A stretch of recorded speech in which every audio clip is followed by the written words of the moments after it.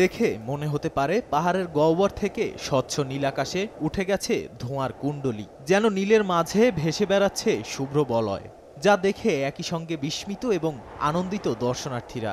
শুক্রবার ইতালির নিকোলসের ইটনা পাহাড়ে আগ্নেয়গিরি থেকে সৃষ্ট বলয় দেখতে এভাবেই ভিড় করছিলেন দর্শনার্থীরা। স্থানীয়রা এই বলয়ের নাম রেখেছেন lady of the ring. Itna আগ্নেয়গিরির ঘটনাকে অনেকেই বিরল বলে থাকেন। এ আগ্নেয়গিরির মুখ বৃত্তাকার হওয়ায় গ্যাসের চাপ থেকে ঘূর্ণন তৈরি হয়। ওই ঘূর্ণন থেকেই সৃষ্টি হয় বৃত্তাকার বলয়। আগ্নেয়গিরির ঘূর্ণি বলয়গুলো প্রাকৃতিকভাবে সৃষ্ট। লাভা থেকে বের হওয়া গ্যাস দিয়ে তৈরি হয় এই নিখুঁত বৃত্ত। 1, 2, 3 ঢাকায় জমি জিতে নিন 100% ক্যাশব্যাক সহ 20 কোটি টাকার পুরস্কার। কয়েকদিন আগে দক্ষিণ পূর্ব দিকে একটি নতুন গহ্বর তৈরি হয়েছে। এটির একটি নিখুঁত বৃত্তাকার মুখ রয়েছে, তাই বেশ কয়েকটি আগ্নেয় ঘূর্ণি বলয় বেরিয়ে আসছে।